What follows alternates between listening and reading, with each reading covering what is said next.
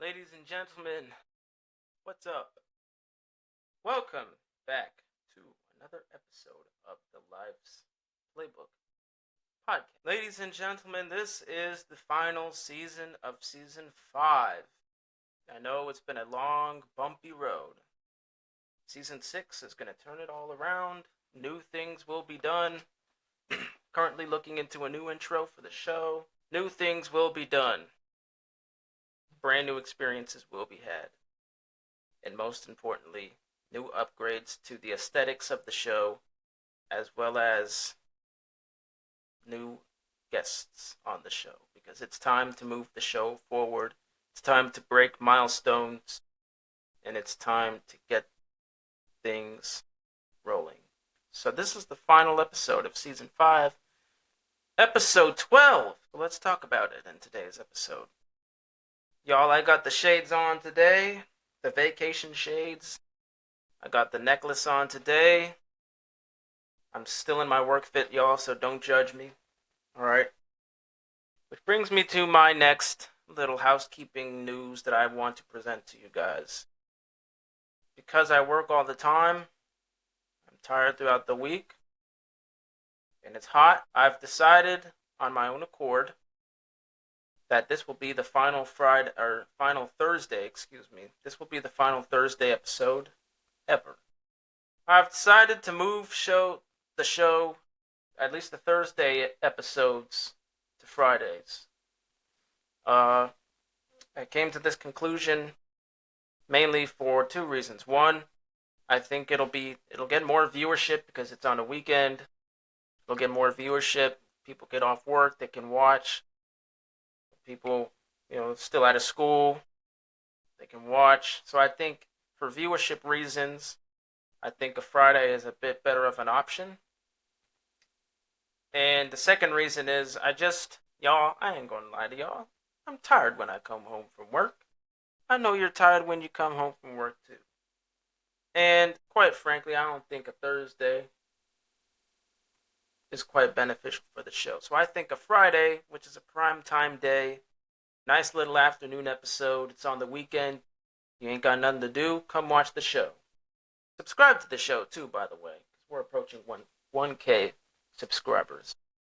Hopefully, in season 6, we can bust through that milestone and hit 1K. But that's not the point. The point is, starting next week, there will be no more Thursday episodes, and they will just be Tuesdays and Fridays.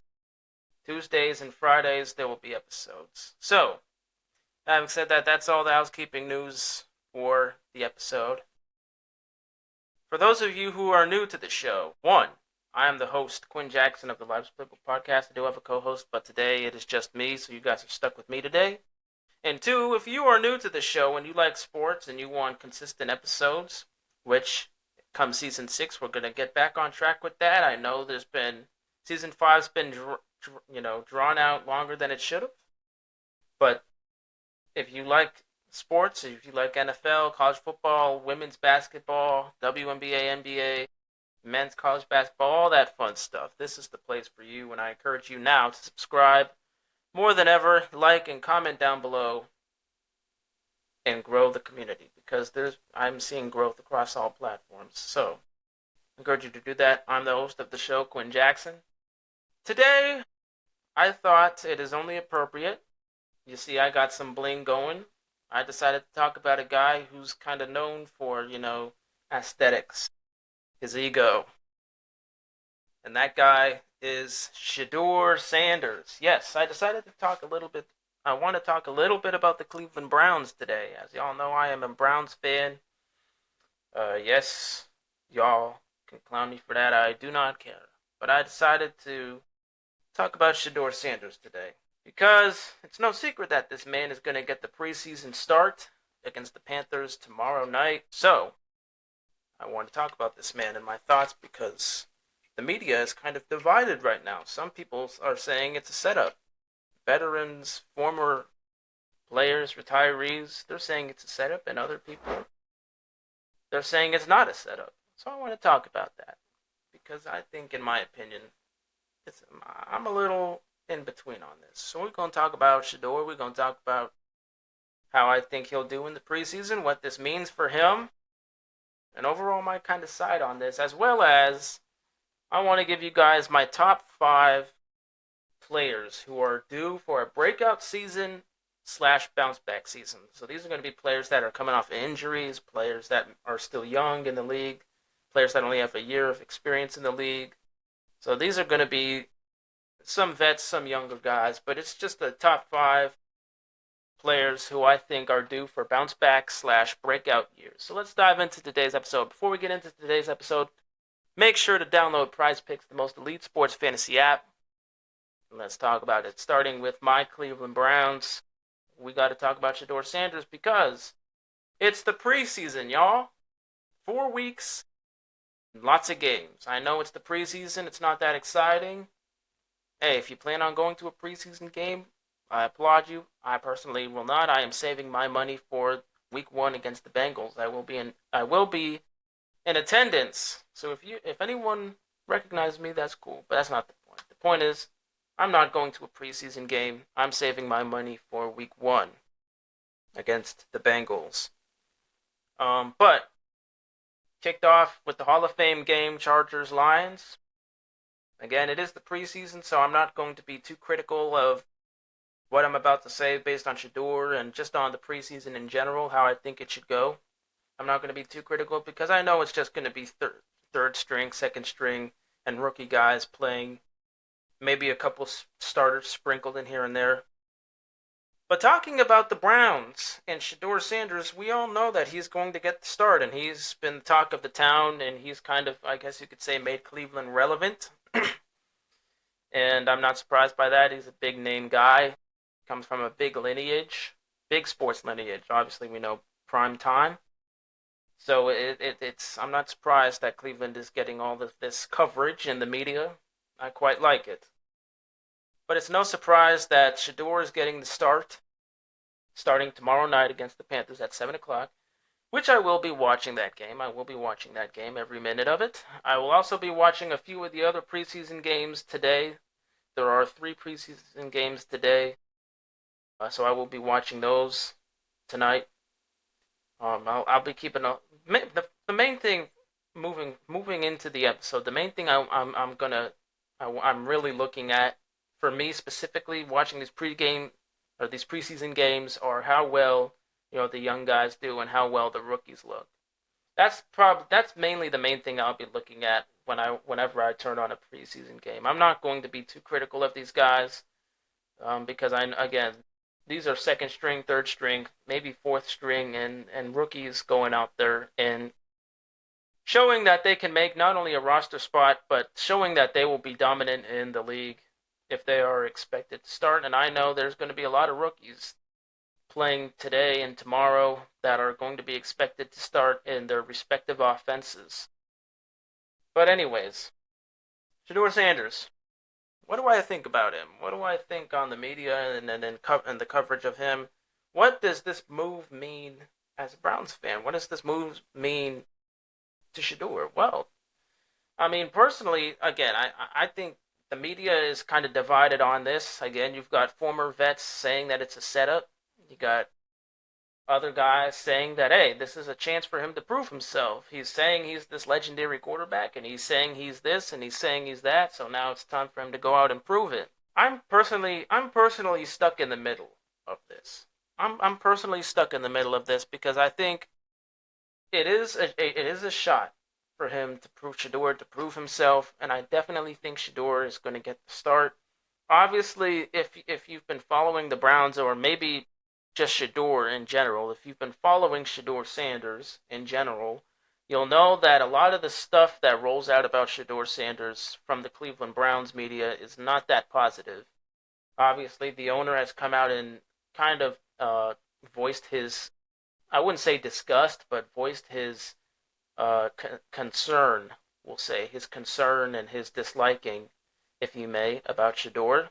So, the context behind this is Shedeur has kind of had his back against the wall while being in Cleveland the entire time, and it seems like a lot of the people in the Browns front office specifically the owner, Jimmy Haslam, they've voiced their discern for Shedeur, and they've voiced their opinions on him, and it's been pretty negative. A lot of the things that have come out from Cleveland on Shedeur have been pretty negative. Obviously, we all know he's fourth on the depth chart, meaning he's QB4, and he's not getting no reps with the starters. He's not getting no reps with even the second team.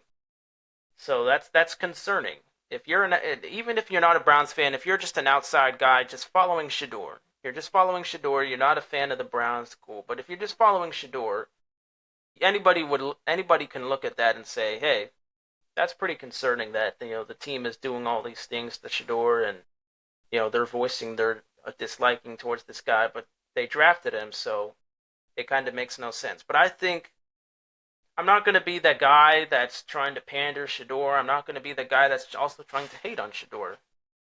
I'm just going to say this. I think this is going to be this game, this preseason game, and maybe the other games that he starts, because who knows, him and Gabriel, and maybe even Kenny Pickett will probably be, rotating in and out of games and stuff, maybe in and out of drives, but I think Shedeur is going to start the entire game tomorrow night. But I think, in my opinion, where I stand with this is definitely a test for Shedeur. This is definitely, I know Jimmy Haslam is going to be watching that brother very carefully. And I know it's the preseason. Personally, I'm not going to be too critical of Shedeur's performance on the field. Like if he goes 0 for 5 on pass attempts or something like that, or throws a pick or two, I'm not going to be too critical. But I'd rather see him make the mistakes now in preseason and in training camp than when it comes to the actual season. I know everybody else is probably going to be critical of it because it's Shedeur. He's a big name guy. Again, he comes from a big lineage, big sports lineage. So everyone else is probably going to be a bit more critical of Shedeur than I am. But I'm telling you right now, any mistakes that I see made from Shedeur, I'm not going to be too critical of, and neither should you, in my humble opinion. But I think this is a chance for Shedeur to prove himself. I think this is the chance for him to prove the owner wrong. I think this is a chance to prove anybody else in the Browns front office wrong about him, that we drafted him in the 5th round because we know he's going to be our franchise guy. I think he is going to be our franchise guy. I think Shedeur is more than capable of doing that. It's a discussion for another day, but I think Shedeur can be the franchise guy for Cleveland. It doesn't take much in Cleveland to be the franchise guy. Just win his games. That's all we ask for. Just win his games. And you will be a Browns, hopefully, for life. Shedeur, man, I'm rooting for you. Nonetheless, I am rooting for you. I'm going to be that middleman and say I'm not trying to hate, but I'm not trying to pander him. I'm not trying to protect him like he's a sacred object. He's going to get critiqued. I'm going to critique him. I'm not going to be critical about it until the regular season. When the regular season comes, I'll be a lot more critical on Shedeur. But preseason, I'm not gonna, be critical. Everybody else can. I'm not. But Shedeur, brother, I am rooting for you. I'll be watching the game tomorrow, every minute, every second. Again, I'll be watching all the other preseason games too. But obviously, the Browns are going to be kind of highlighted because it's Shedeur, and we all want to see how Shedeur does. But that's kind of my overall thoughts on what's going on with Shedeur. Obviously, people are worried that he only has one first team rep, and everybody's upset. Some people are upset about the timing of this. Why are the Browns just now naming him the starter? Why are they just now throwing him out to the preseason games? Why are they just now throwing him out to the Wolves? A lot of people, and I get it. There's a lot to question about this announcement. Why are we just now saying Shedeur is going to be the guy in the preseason? Why are we just now throwing him out to the Wolves? And he's barely got any experience with the first team guys. Why are we doing all this stuff? That's a discussion for another day, but I'm not going to think too much of it. I'm just glad he's got a chance to go out there and prove himself, which I think he will do. I think he's going to go out there and prove himself, and he's going to prove the owner wrong. So that's kind of where I stand with Shedeur. I'm rooting for him. I'll be rooting for him all season long. Again, I'm not going to be critical of the brother at all. Any mistakes that he does in the preseason, I'll talk about it, but I'm not going to be overly critical.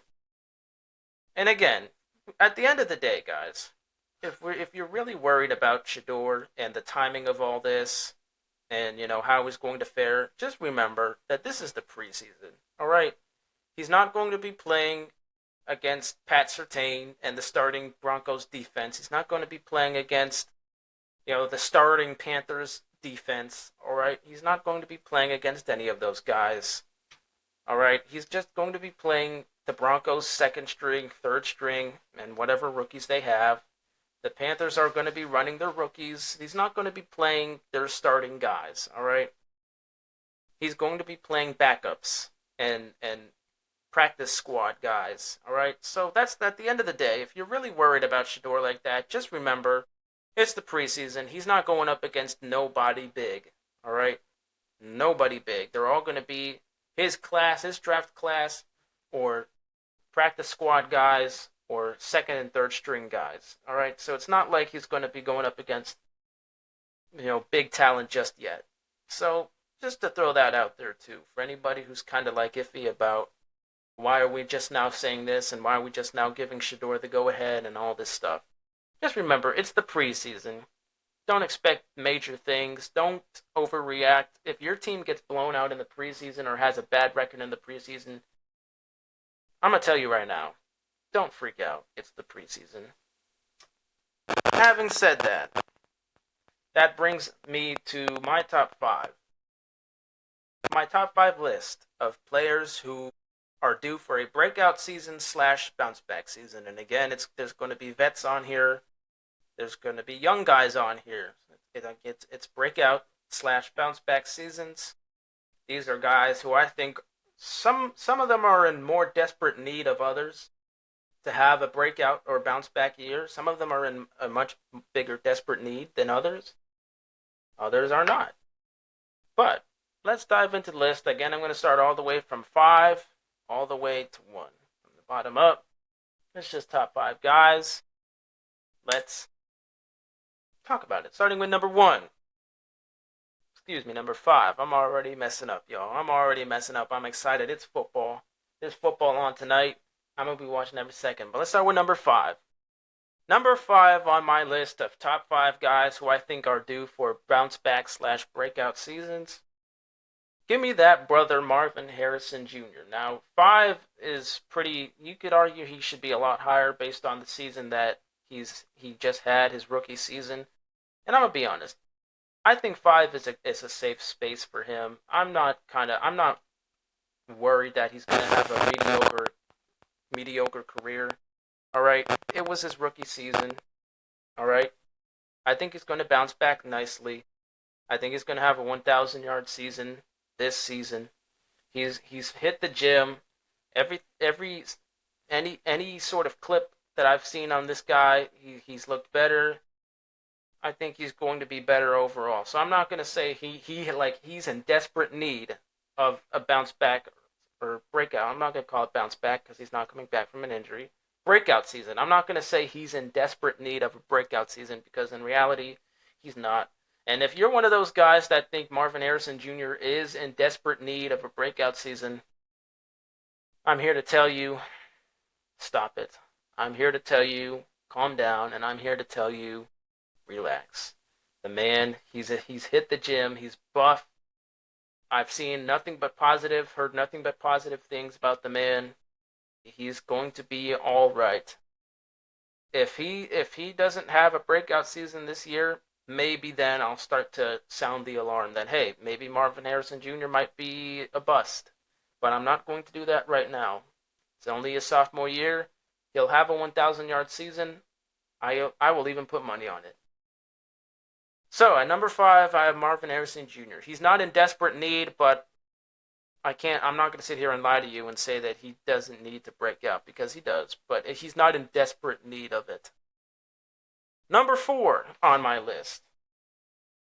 Number 4. This is a guy who's in need of a bounce back, and I think he is more than capable of doing so. And that brother is obviously CMC. CMC is due for a bounce back season for obvious reasons, Dude missed the majority of last season with an injury. Dude's always injured, if I'm being honest, and we need to see. It's been a long time since we've seen healthy McCaffrey, and we need to see healthy McCaffrey again. I am still one of those firm believers that healthy McCaffrey is still a top 5 running back in the league, and I think if he is healthy, he will remind us that that is true. He will remind us that he is the top 5 running back in the league if he stays healthy, which I think he will. I still have a lot of faith on the brother. I think he's going to have a great bounce back season.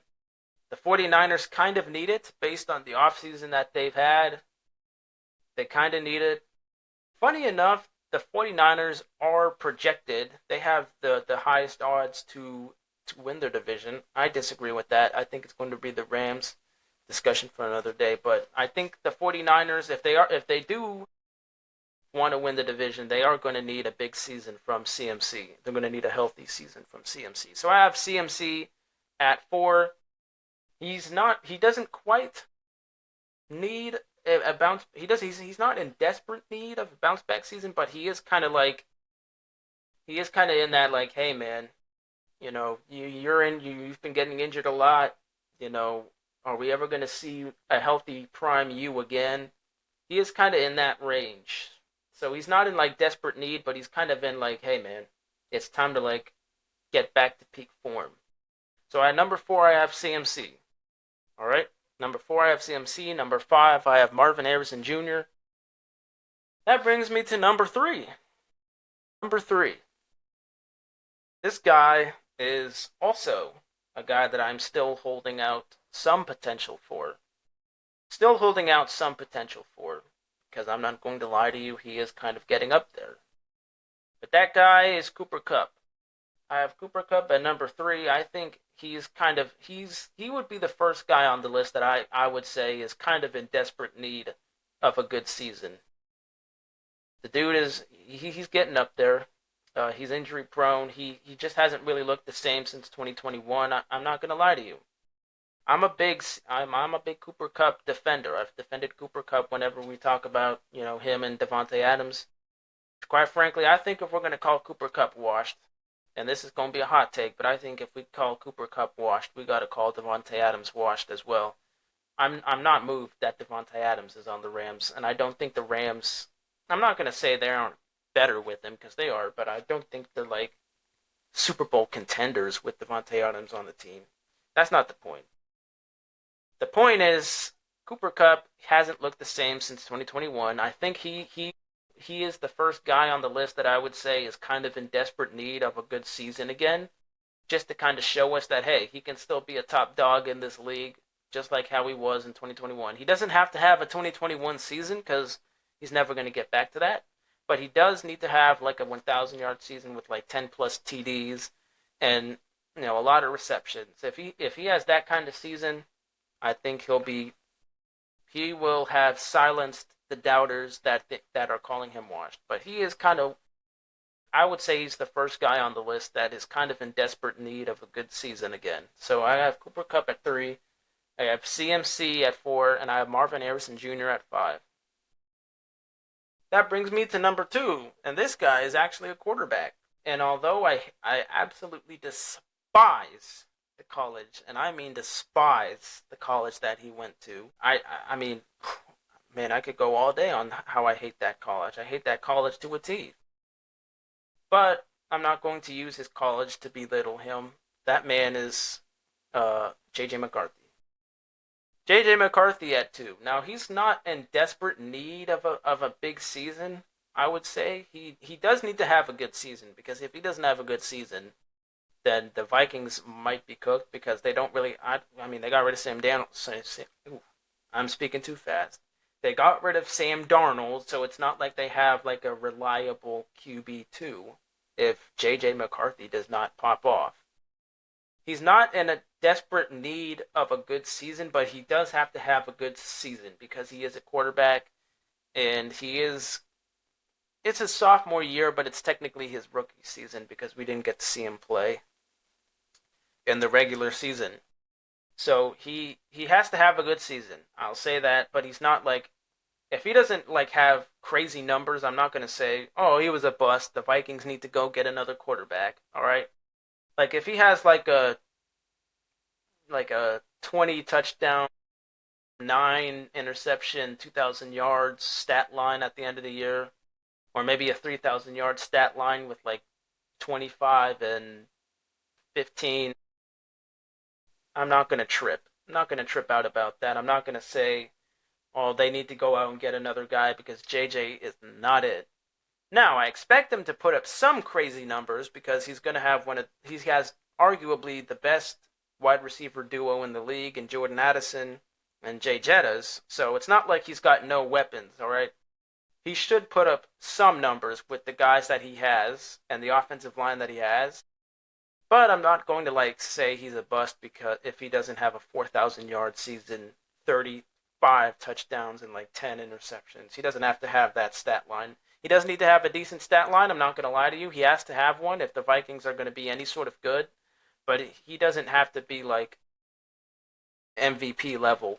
He just has to be competent enough. He has to be good enough to win games. He has to put up decent stats, but I'm not gonna say he's in desperate need of a huge season. And so I got JJ McCarthy at 2. So as my list stands, I have Marvin Harrison Jr. at 5. He's honestly he's honestly he should, honestly he shouldn't even be on the list, but I'm just throwing him on here because I'm not gonna lie, he does need to have somewhat of a good season, but he's not in desperate need. CMC, I think same thing with Marvin Harrison Jr. He doesn't exactly have to be on the list, but I'm not gonna lie to you, he does need to have a good season. Cooper Kupp, I think he's in desperate need. Cooper Kupp at number 3. I think he's in desperate need of a good season. He needs to silence the haters. He needs to silence the doubters. So I think he is in desperate need. JJ McCarthy at 2. I think he has to be good enough to win football games, but he doesn't have to be like an all-star in his sophomore/rookie year. He doesn't have to be an all-star, but he does have to have a decent season. He has to have a decent season at best. So number one, who is the number one guy who I think is due for a bounce back season/breakout season? Well, ladies and gentlemen, for my number one guy, I'm going with another quarterback, and that man's name is Sam Darnold. I'm going with Sam Darnold. Now, hear me out. I know y'all are already flaming me here, and I know y'all are going to question why I have Sam Darnold at 1. I probably could have picked up better options. Maybe Caleb Williams. Maybe Bryce Young. Honorable mention Bryce Young. I'll say honorable mention Bryce Young. Honorable mention Trevor Lawrence. Honorable mention Quinyon Mitchell. So I'll say honorable mention to them. But Sam Darnold to me needs to be number 1 because of the hype that this guy is getting. Because of last season. All right, last season easily is his best season of his career. Easily the best season of his career. All right, put up terrific numbers. And ever since that season, we've been talking about Sam Darnold like he was always good. We've been talking about Sam Darnold like he always had it in him. We've been talking about Sam Darnold like he can replicate it. Well, I'm here to tell you that I don't quite think he can replicate it in Seattle. And I don't quite think he can replicate it ever, really. I think Sam Darnold is forever a career backup. He just happened to be in a good system with a great offensive mind in Kevin O'Connell, and he just so happened to be paired up with two of the best to ever, okay, not best to ever, but two of the best receivers right now in the game, in Jordan Addison and Jay Jettas. He just so happened to fall into a perfect system for him to succeed. But Sam Darnold is on here because if he's able to replicate exactly those numbers and that performance in the regular season, then maybe then I will say he's turned his career around. But if he's not able to do that, then unfortunately, guys, not only was paying him $55 million a waste of money, but unfortunately, he's still going to be that career backup that we know him to be. All right, so Sam Darnold, I think, is due for a big season yet again. mainly to show us that he can do it again. He can ball out the way he balled out in Minnesota, and to prove us that, hey, I'm not a backup. I can be a winning, competent quarterback, kind of like how Baker turned his career around. So, Sam Darnold, I know that might be crazy. There were other candidates, I understand, but Sam Darnold has to be on here because of what we've been saying about this guy. Sam Darnold, to me, is still a backup. He just so happened to have a good system, good players around him to succeed. Now let's see if he can do what he did with half the talent and half the coaching staff behind him. Let's see if he can actually bring Seattle up, just like he brought Minnesota up. So that is my list of top 5 guys who I think are due for bounce back season / breakout seasons. Let me know in the comments down below what you think. Let me know in the comments your top 5, as well as maybe if I should have done a top 10 and included, Trevor Lawrence and Bryce Young, Quinyon Mitchell. Yeah, let me know in the comments down below what you think. Again, this will be the final Thursday episode. Starting next week, there will be Friday episodes because I think it is better for viewership. It's a weekend. Everybody loves the weekends, and everybody loves to have things to watch on the weekends. So this is going to be the final Thursday episode. Starting next week, it'll be Tuesdays and Fridays. Till next time, I will catch you guys for a brand new season. Season 6, Episode 1. Let me know in the comments if you're a Browns fan or just an outsider in general, what you think about the Shedeur situation and how you think Shedeur will do in the preseason. And what does this mean for Shedeur Sanders? Y'all already know my opinion. Let me know in the comments section down below what you think about the Shedeur situation.